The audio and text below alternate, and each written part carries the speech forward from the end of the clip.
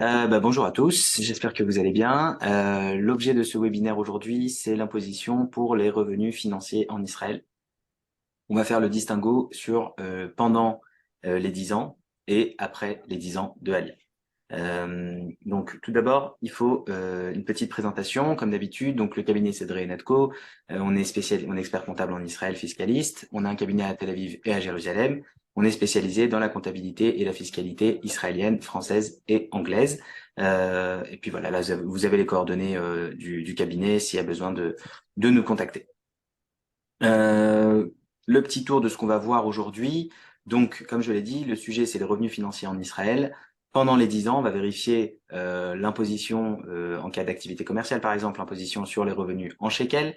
On va ensuite voir l'imposition après les 10 ans sur type de revenus classiques, comme les intérêts, les dividendes, les plus-values, avec une différence entre les actions et les obligations. On va ensuite vérifier le placement en devises étrangères également. Et on va faire un petit tour sur la fin sur quels sont les frais déductibles. Et puis, comme d'habitude, quelles sont nos recommandations et une petite place pour les questions et réponses. Donc, quelques règles de base. Déjà, les revenus financiers en Israël sont considérés comme des revenus passifs. Ça veut dire quoi, revenus passifs? Ça veut dire que ce sont des revenus qui ne nécessitent pas une implication personnelle. Il suffit, comme je prends toujours le même exemple, il suffit de se réveiller le matin et de respirer pour percevoir ces revenus, comme des intérêts, des dividendes, des plus-values. Je n'ai pas mis ici, c'est des loyers parce que c'est pas l'objet du webinaire, mais les loyers rentrent aussi dans la catégorie de revenus passifs.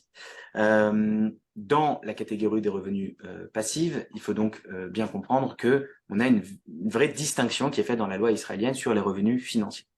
Euh, Autre règle de base, les pertes sont déductibles. Donc, on va pouvoir avoir une déduction en Israël et une imposition sur le bénéfice réel qui est constaté par l'activité. Les frais de gestion également sont déductibles. On va avoir par la suite toutes les différentes dépenses que l'on va pouvoir demander en déduction.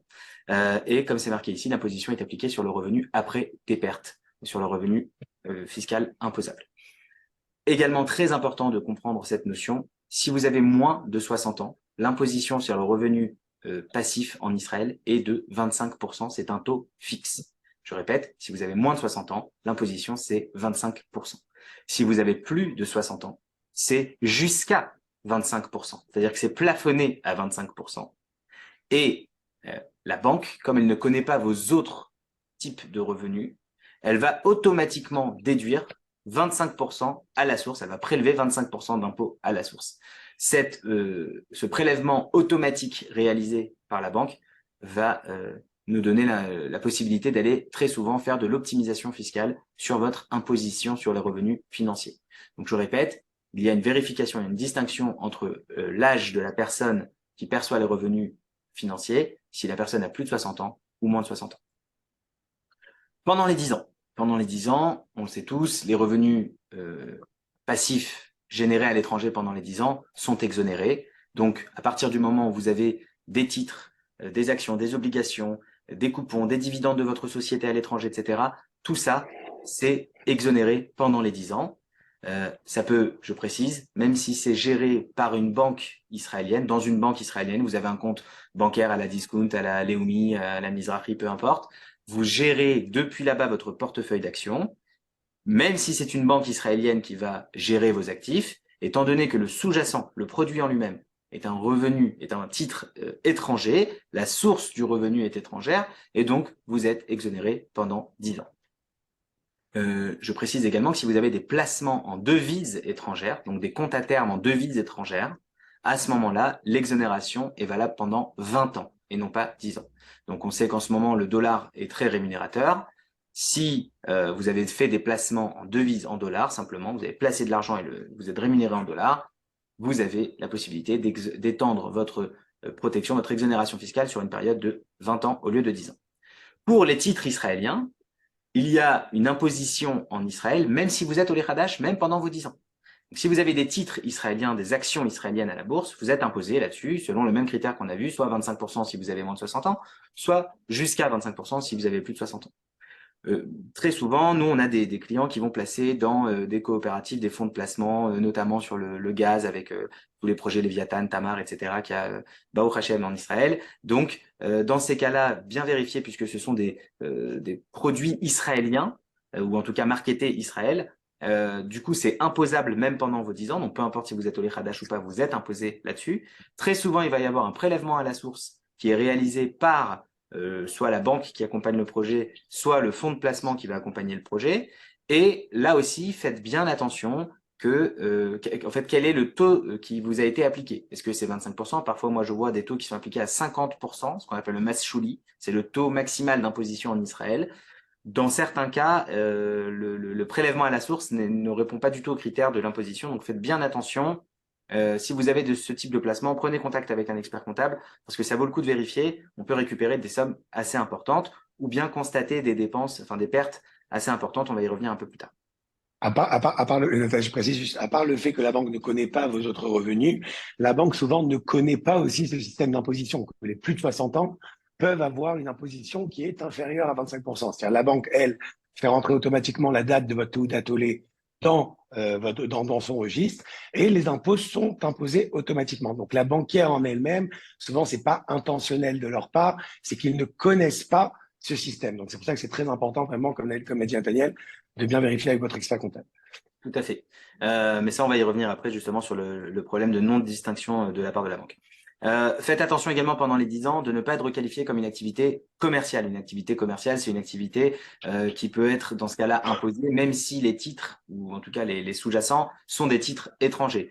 Si, en fonction du volume, la fréquence d'opération, est-ce que vous avez ou non un gestionnaire? Si vous avez un gestionnaire, ça veut dire que c'est passif pour vous, c'est pas vous qui faites le travail. Mais si vous n'avez pas de gestionnaire, vous connaissez la bourse mieux que personne, c'est vous qui vous levez le matin, vous allez vous-même donner les ordres, placer les ordres, être en contact avec la banque et faire des volumes d'opérations, ou bien même choisir la nature des produits qui sont à consonance risquée, des options, des calls d'écoute, des choses qui demandent une certaine qualification. Les impôts en Israël peuvent vous qualifier d'activité commerciale et à ce titre-là, puisque l'activité serait faite depuis Israël, on ne regarderait pas le sous-jacent du produit, on regarderait le critère de l'activité. Donc faites bien attention à ne pas être requalifié sur une activité commerciale. Et je vous rappelle également qu'il y a une obligation déclarative, même pendant les 10 ans, si jamais votre volume de transactions annuelles de titres imposables, je précise de titres imposables pendant les 10 ans, donc de titres israéliens ou de fonds de placement, comme on l'a expliqué, dépasse les 2,6 millions de shekels. Je ne parle pas à nouveau de l'assiette fiscale, je parle du volume de transactions. Si vous avez acheté et vendu des actions ou des produits pendant l'année fiscale et que le volume de transactions échangées dépasse 2,6 millions de shekels, vous êtes dans l'obligation de rendre une déclaration fiscale annuelle. On continue, et je pense que là c'est le plus intéressant, c'est que c'est sur la partie après les 10 ans, comment ça se passe. Alors tout d'abord, il faut bien comprendre que c'est une imposition mondiale. L'imposition en Israël après les 10 ans et fonctionne sur une base d'imposition mondiale et non territoriale, ce qui veut dire que peu importe où votre actif est géré, ça peut être en Suisse, ça peut être aux Bahamas, ça peut être en Israël, où vous voulez, à partir du moment où vous êtes résident fiscal israélien après les 10 ans de votre alia, vous êtes imposé mondialement sur l'ensemble de vos revenus mondiaux. Quels sont donc les taux d'imposition? Tout ce qui est intérêt et dividende, comme on l'a expliqué, c'est une imposition de 25%. Faites bien attention, pour les intérêts et pour le dividende, on va regarder le jour du paiement, le jour de la réception du paiement, et non pas éventuellement, par exemple, dans le dividende, si jamais il y avait des réserves qui existaient avant la fin de vos 10 ans et que vous avez décidé de distribuer ces réserves après la fin de vos 10 ans, les impôts israéliens vont regarder à quel jour vous avez reçu le paiement et ils vont vous imposer à 25% en fonction du jour de réception. Donc faites très très attention à ne pas laisser par exemple des réserves, c'est une première recommandation, ne laissez pas si vous avez des sociétés à l'étranger qui ont des réserves importantes, distribuer ces réserves avant la fin des 10 ans. Parce que si vous distribuez avant la fin, il n'y a pas d'impôt. Si vous distribuez après, même un jour après la fin de vos 10 ans, vous êtes imposable à 25%. Et même s'il y a une décision d'assemblée qui a décidé de distribuer, ça ne suffit pas par rapport aux impôts. Ils demandent souvent, les clients nous ramènent des protocoles comme quoi ils avaient décidé de distribuer rétroactivement, ça compte pas. Ils veulent voir seulement le paiement, comme l'a dit Nathaniel, c'est important. Voilà, tout à fait. Je précise juste, je fais une petite nuance ici, si on a un protocole de l'Assemblée générale qui décide d'une distribution de dividendes avant la fin de vos 10 ans, peu importe si vous n'avez pas la trésorerie au moment du protocole de l'Assemblée générale, mais que vous aviez des réserves suffisantes pour pouvoir distribuer, mais même s'il n'y a pas eu de paiement, l'administration fiscale israélienne acceptera quand même le jour du protocole comme étant le jour de la distribution, ce qu'on appelle le jour X, et ce jour-là sera considéré par les impôts israéliens. Donc, très important, même si vous n'avez pas le cash dans votre société qui vous permet de payer, de distribuer et verser le dividende, on demande une distribution de dividendes. On ne demande pas un versement de dividendes. Donc, faites bien attention sur ces choses-là. Pour la partie des plus-values et donc ce qu'on appelle le capital gain, là aussi, c'est une imposition qui va donc jusqu'à 25% pour les plus de 60 ans et de 25% pour les moins de 60 ans. Et là, on a une petite nuance, c'est qu'on a pour un Olé Hadash le calcul linéaire. Le calcul linéaire, c'est une formule où en fait on va calculer quel est le montant, le nombre de jours total de détention de l'actif. Ça va nous servir de dénominateur. Et on va regarder combien de jours sont passés après la fin de vos 10 ans jusqu'à la date de la vente. Ça va nous servir de nominateur. Et ensuite, on va multiplier ce ratio par la plus-value constatée. C'est un peu technique, on a un simulateur sur le site si vous voulez faire vos petites vérifications. Mais en tout cas, prenez en compte que très souvent, on entend, alors vite avant la fin des 10 ans, il faut tout que je vende, sinon je vais me faire imposer. Sur les intérêts, les dividendes, on en a parlé, c'est vrai que c'est intéressant de distribuer avant. Sur les plus-values, pas nécessairement, puisque si vous avez un titre que vous détenez depuis 10 ans, par exemple, et que vous le vendez 6 mois après la fin de vos 10 ans d'ALIA, techniquement, la quote-part imposable, le nombre de jours qui sont après la fin de vos 10 ans, c'est ridicule par rapport au nombre de jours de détention totale. Donc, ne courez pas vendre tout de suite des actions qui ont une grosse plus-value. Regardez plutôt pour chaque action quel est le nombre de jours total de détention, c'est très important. On a également la possibilité en Israël, lorsqu'on a du capital gain, de profiter de l'érosion monétaire sur votre prix d'achat. Ça veut dire qu'on va pouvoir profiter de l'indexation de votre prix d'achat. L'indexation, ça va être soit en fonction de l'inflation constatée en Israël, soit sur la fluctuation de la devise étrangère. Si vous avez acheté en dollars, on va pouvoir convertir par rapport au taux du dollar le jour de l'achat et aujourd'hui pour venir en fait rehausser ou réactualiser votre prix d'achat et donc de facto diminuer la quote-part de plus-value imposable. Je le répète ici, on a effectivement, après les 10 ans, l'exonération sur les placements en devises étrangères pendant 20 ans et non pas 10 ans.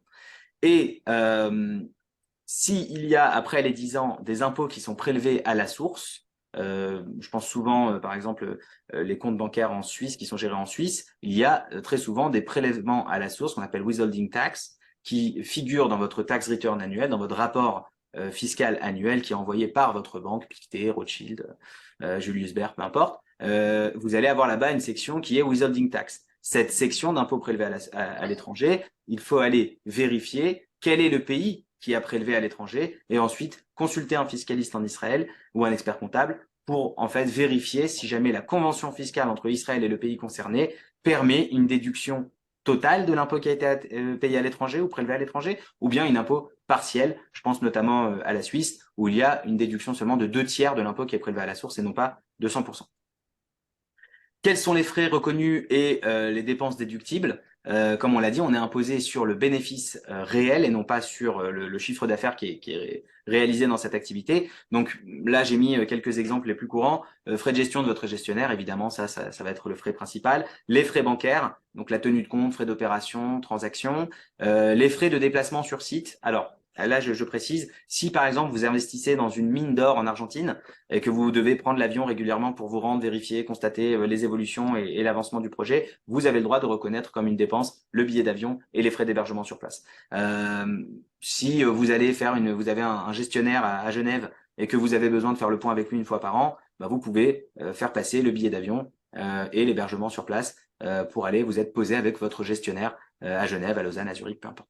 Frais de tenue comptable, frais de déclaration annuelle également, et les dons aux associations israéliennes qui bénéficient de l'article 46. On est dans une période très compliquée. Beaucoup de personnes font des dons. Très important de demander à récupérer le CERFA pour pouvoir déduire 35% du montant du don.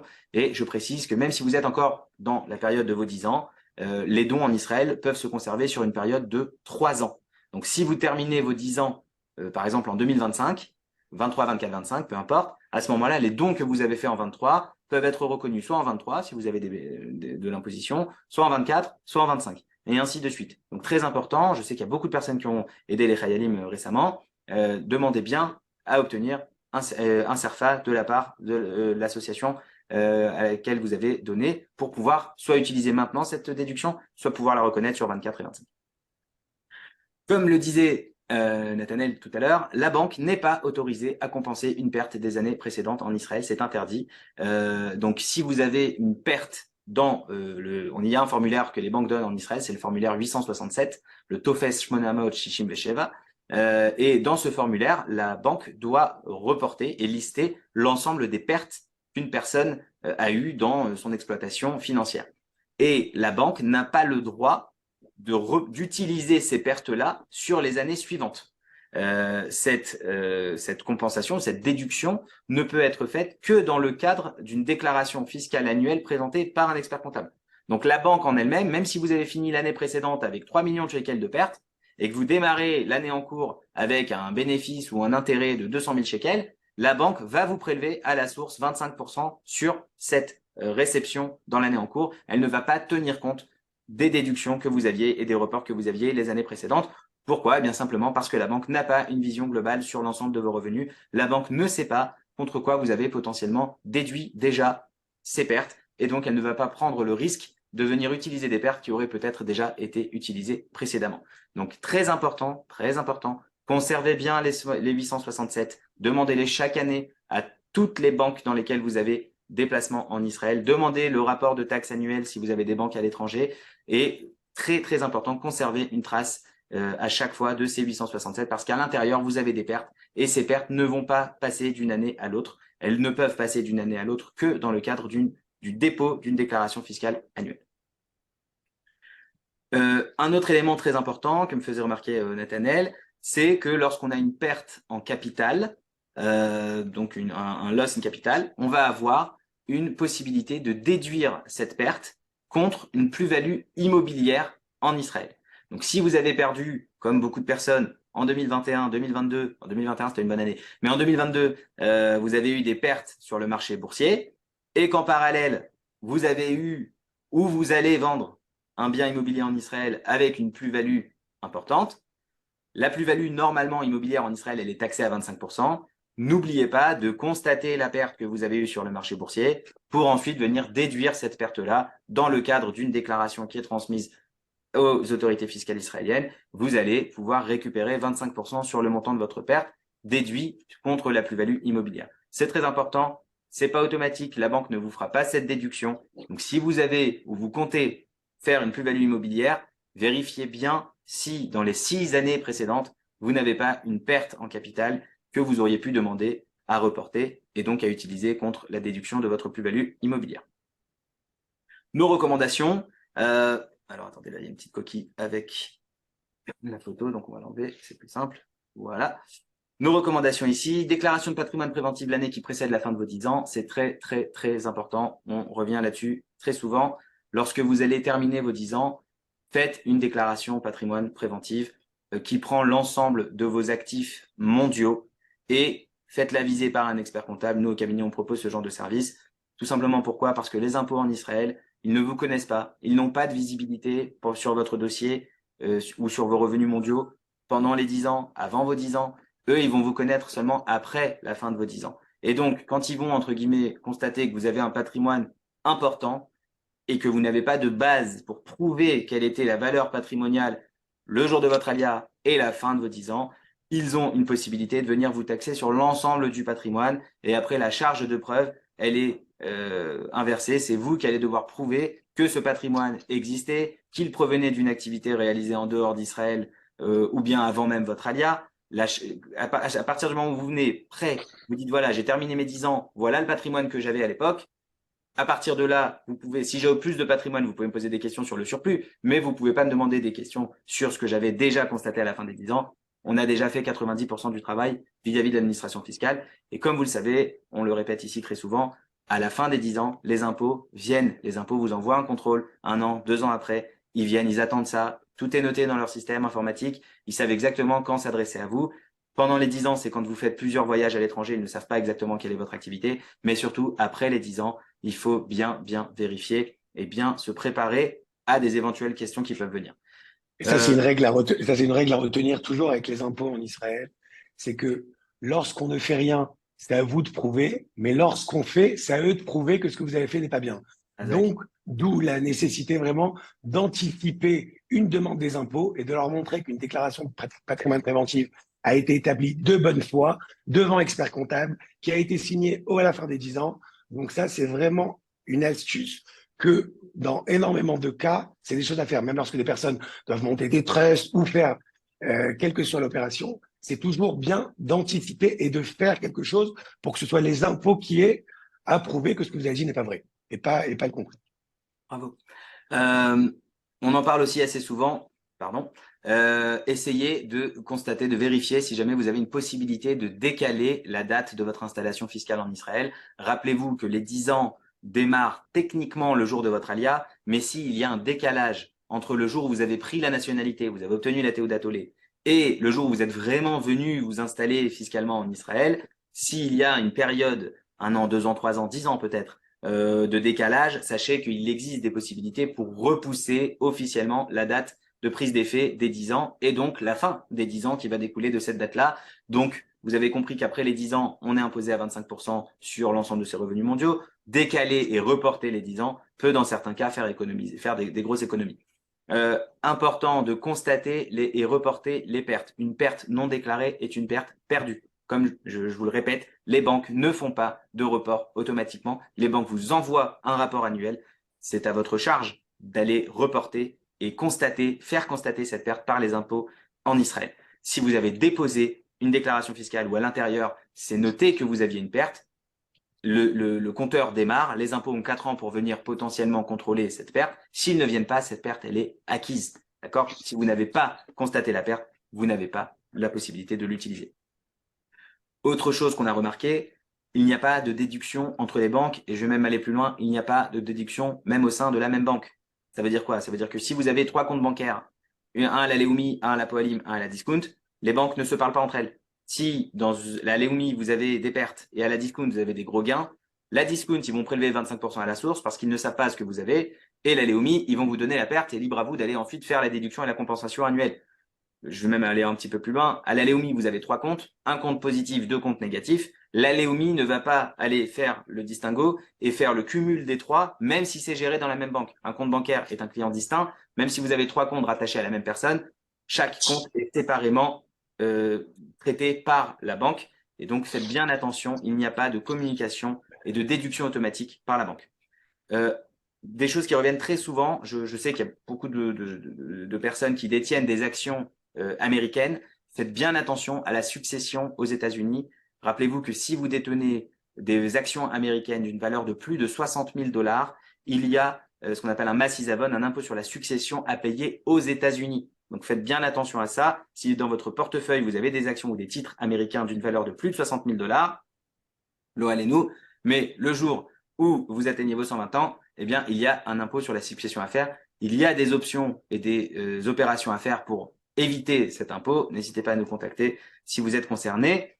Vérifiez également votre statut d'Olé Hadash auprès de la banque. Très souvent, il y a des clients qui sont venus nous voir en nous disant non mais moi la banque elle sait, je suis Olé Hadash, elle me prélève rien, elle me prélève rien. On leur demande quand même de nous envoyer les 867 où à l'intérieur on va pouvoir jeter un œil sur le traitement fiscal et dans quelques cas, mais les sommes sont importantes, il n'y avait pas le statut de Olé Hadash ou en tout cas pas toutes les années. Et donc la banque israélienne allait prélever à la source automatiquement 25% parce que pour la banque, cette personne n'était pas dans ses 10 ans. Et donc, nous, après, on doit aller s'adresser à l'administration fiscale israélienne et aller récupérer les impôts qui ont été prélevés à la source par erreur. Donc, vérifiez bien, déjà sur les années précédentes, si la banque vous a bien attribué en tant qu'Olé Hadash, et également vérifier que votre statut est bien à jour, qu'ils ont bien la date de votre alia, que dans les ordinateurs, ça se calculera automatiquement la fin des 10 ans à la date anniversaire. Et Et ça concerne également les personnes qui intentionnellement ne sont pas inscrites à la banque en tant qu'Olé Hadash, quelle que soit la raison, parce qu'ils avaient peur peut-être par rapport à la France, ils ont dit on préfère être complètement résident israélien. Sachez qu'un Olé Hadash, c'est un résident israélien un vrai résident israélien. Donc, même si les années précédentes, ils avaient intentionnellement été enregistrés à la banque en tant que résident israélien, mais qu'ils étaient au Lechadash, même pour ces personnes-là, on peut demander un remboursement d'impôt qui a été injustement prélevé, tout à fait. Puis ça me permet de terminer sur ça. Vérifier tous les ans, je répète, par un cabinet d'expertise ou par un fiscaliste, si vous n'avez pas des pertes potentielles, si vous n'avez pas des déductions, s'il n'y a pas des jeux qu'on peut faire de compensation, si vous n'avez pas, si vous le calcul de l'érosion monétaire a bien été calculé. On a vu énormément d'erreurs en 21. Il faut savoir que les banques ont changé leur TOFES, leur formulaire. Très souvent, les calculs sur l'érosion monétaire n'étaient pas toujours le plus favorable disponible. Donc, vérifiez bien, faites des vérifications par des cabinets d'expertise, par des fiscalistes, parce que quand on parle de 25%, c'est 25% flat, d'accord? C'est pas un taux d'imposition marginal de 25%, c'est les banques prélèvent 25% sur tous vos revenus. 25%, c'est quand même beaucoup, donc ça vaut le coup d'aller vérifier. Voilà, j'espère qu'on a tenu les délais.